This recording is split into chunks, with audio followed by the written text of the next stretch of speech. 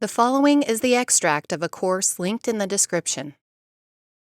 Hello guys, thank you for joining me on this video.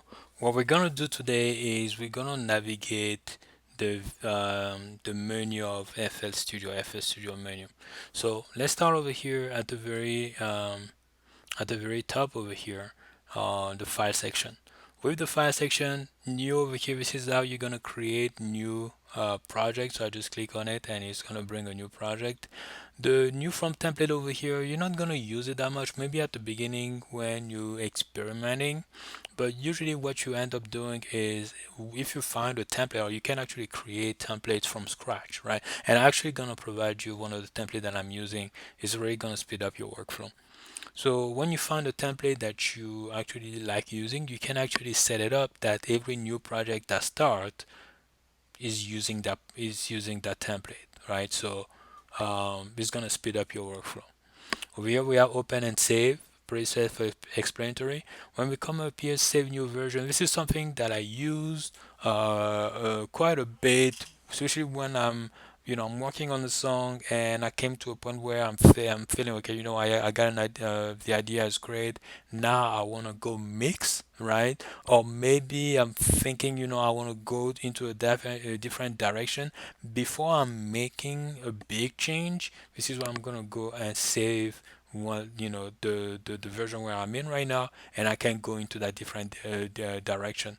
So I can come to a point where I'm like, you know what, let me go back to how it was sounding before. I have a version that is kept that I haven't touched, that let me know where I was before I made that big change. So this is something that you could end up using quite a bit. Over here, import and export, the one that I'm going to point out is the export over here. This is where you're going to export, either you want mp3 wave, if you sharing that file online. mp3 is usually has a smaller size compared to wave, right? But as well, maybe you're working with a friend or an engineer is letting you know um, to to export, to send them all the stems. This is the stem files, and I'm going to show you what it is. This is where you're actually going to do it. Another one over here that's actually pretty good is for the project over here, the zip loop package and the project data file. So this one actually create a zip where all your audio, all your data is stored. So you just need to open that zip and you're good to go. Everything is there.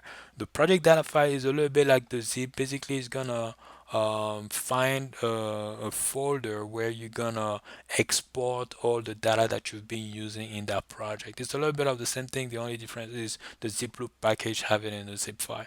Okay. When we come up here to revert to last backup, basically with that what's happening, and we're gonna look at that option. There is a feature with FL Studio is as you're working is saving a version somewhere on your disk as a backup. So in case something crash, right, you have a backup. You can go and just take it from where you left it. FL Studio is pretty stable, especially if you're just using FS Studio plugins. You're not gonna have an issue. The issue usually comes in when you're using the plugin of a developer that it has been badly made, then it does some conflict. There is some conflict with FS Studio. That's when we're gonna see the software basically crashing, right? But most of the time it is fairly stable. When we come up here at edit over here, let me just come up here. At the moment we only have undo, but usually depending on where you yeah, so depending on where you are in the software, which window you have active, you have cut, copy, paste, and it has the same shortcuts that you will have, in Google Sheets, Microsoft Words, and all those other websites. Pretty much the same. All those other software is basically the same thing. Over here, this is where we add um, a software, a plugin, right? A plugin is a virtual instrument, and basically it's any instrument that you would probably have physically in front of you. You would have a copy of it in the software in FL Studio. the advantage of it is it's easier to carry, right? But that as well, if you have multiple um, plugin or virtual instrument, VSTs is another name that is being called. You can swap them fairly easily. So this is where you come if you want to add, let's say, a piano. We just come up here, and now we have a piano that's gonna be playing. Okay. So this is where we added, but again, with FL Studio, there are just several ways to do one thing, and I'm gonna show you all the different ways that you can have. You can add a VST, but this is where you will do that. Okay. With the patterns and patterns, this is basically the core of FL Studio. I'm trying to think very hard. I have tried a lot of softwares, a lot of digital workstation. I used Cubase for quite a bit, Logic, Reason. Those are all different digital workstation, and there is few more, even Pro Tools as well. But Cubase, I believe, is the only one that has that approach music making by having patterns. Maybe there is a couple more, but as far as the main, the principal ones, FL Studio is the only one that approach it as far as patterns. So with the patterns, I'm gonna go deep a little bit into it, but this is where you have the menu if you want to clone a pattern, delete a pattern, insert a new pattern, do different things for pattern. This is where you're gonna have it. But I don't usually come up here that much. Usually all your patterns are gonna be over here, and you're gonna see that the same menu that we were seeing there is available over here as well. So yeah, but if you find that for you it's best to go there, this is where you're gonna have it. For the views over here, it just let you know as far the different windows that we have available. If you want to turn, we want to show them or not. So over here we have the playlist. We want to hide the playlist. We just select it here. We just have it here. But as well for the playlist button that we have in here, a lot of those buttons are available here. And me personally, I just use them instead of coming all the way over here. I just find it's way too much. But as well, you might find that pressing on, if you look up here, there is a shortcut. Pressing on the shortcut will be easier for you. I don't do the shortcut just because I just have like so many softwares that I'm using, and I don't find it's a good use of my brain to memorize all the shortcuts. But as well, because I'm using a Mac, I need to press two buttons in order to reach F5. I mean, the way it's set up on my keyboard, right? So for me, it's not really that convenient to do that. So I just come up here and select those. It works well for me. Okay. So this is where you're gonna have part of the windows if you want to activate some of them. When we come up here, in the option over here, we're gonna have this section here, the switches, and a lot of them, most of them over here, will do with what we have over here. So you don't even have to come up here, you just need to select them. So if I come up here, options, and I select metronome, you're gonna see that this one has been activated. I'm gonna select it again, it has been deactivated. Okay. The other option over here, and the main one that we're seeing here, the settings, those one are pretty important because they basically take care of a lot of things that are, um, that allow FL Studio to work properly. But the default is more than good, right? It's definitely I really don't change anything. So with the MIDI over here, this is where we would come. If we plug into right now, I don't have my keyboard, MIDI keyboard plugged in, so it's not showing up here. But when we're gonna be making a song, I'm gonna have it here. But this is where you will enable it. Audio, most of the time this is fine. You might want to maybe change a little bit of the buffer depending when you're recording or if you have a lag, but that depends on the if your computer has enough power as well. But usually if you bought a computer recently, it should be more than fine. General over here, I haven't really changed anything here.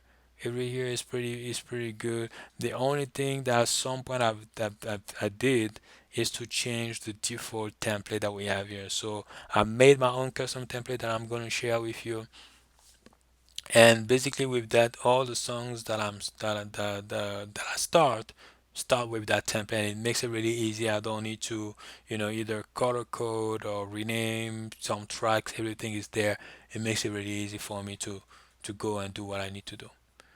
When we come up here at file, over here, the main thing that you might want to do over here is change, and it might be depending on where you have it, could be maybe occasionally here or regularly. I recommend you put it at frequently, so every 5 minutes or before any risky operation, it's gonna save a backup. And like I say, FL Studio is pretty stable, but depending on some of the plugins that you bought, how it was made, it could be that there is a conflict. But most of the time, I really find it really stable. And I'm going to recommend some. I probably already recommended some plugins for you, or I'm going to recommend some plugins that you're gonna that I feel that are top notch, that you should have. Save a little bit of money, get them. The sound is great. The way they work as well is great. So I'm gonna recommend it for you over here. And we're gonna do something like that where we actually gonna be using, if we want, we have a folder that has some sounds and we want to have access to that folder from here. This is where we're gonna be able to add it, but we're gonna come back to that. Okay, those two will be the main ones on this screen. When we come to project over here, in project, this is where we can select a project, a folder in our disk where all the data of the project is gonna be basically saved. So if you're adding, you're recording vocals, or you having samples, all of that, when you're gonna be coming back here to export and project data files, the folder that you will have set up here, everything is going to be logged there. Okay. Info over here, this is where you could put the title of the song, if you were that you are the author, and as well the comments just for you. Debug, and the about over here usually is just the version of FL Studio, and as well some information as far as we'll register the software. Okay. If we come up here at tools, the main one, the two ones that I'm gonna point out here that I found that I use most of the time is gonna be, if you come up here, you're gonna see we have some macros, and basically those are different operation tasks that are automated, that FL Studio is gonna do for you, right? So the main one that I'm gonna point out is gonna be the switch smart disable for all plugins, and this is gonna help you with the resources of your computer. So if this is not the smart disable is not enabled, basically what that does is, even though that plugin that you're using is not being used, it's gonna be using a lot of some part of the resources of your computer, right? However, if it is smart disabled, if it's not being used, it's basically turning himself off a little bit, so it's not using all those resources. So you're gonna notice that there is some improvement on um, on the resources of your computer. The other one that I tend to the other two that I tend to use quite a bit, this one a lot more. Usually, if when I'm working on a song, I might think that this sound is gonna be good, but after a while, I realize that, nah, I haven't used that, or I don't think it's gonna help me. And as you're working on a song, you might end up with maybe two, three, four, five samples that you've added there, that you're not using, right? So as I'm cleaning up the project, this is somewhere where I'm gonna say, show me all the channels that I have not used in a project, and from there I'll just delete that to clean the project. And same thing as well for audio clips. If you have some audio clips that have been recorded here, but you did not end up using them, you feel like, are you good? You're not gonna you need them anymore. You can remove them. It helps with the resources, but as well the size of the project. The other thing that I'm going to point out here, is going to be the dump score log to selected pattern. So this one is is pretty cool because most of the time, you're gonna experiment with an idea with your keyboard, right? So you're just playing on the keyboard, and everything that you're playing is being somehow recorded or kept in the memory of FL Studio. And maybe at some point you realize, you know what, oh, whatever I just played is actually pretty cool, but I don't remember how I played it. This is where you can come up here and say dump all the last MIDI data that have just been played, and you can go back and review that. So this is one of the things that I tend to use as well quite a bit. Okay, so those were the and over here for just to complete, you have some information here, different information about FL Studio, but with what I'm going to share with you, you should be good.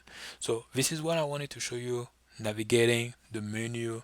um, I pointed out some of the things that I use the most when I come up here. Most of the time I'm not doing anything here, but if I do something, is with some of the ones that I showed you there, and we're gonna come back to that as we go. It's basically in my workflow, and you're gonna really remember it as we go forward here. So thank you, and I'll see you in the next video.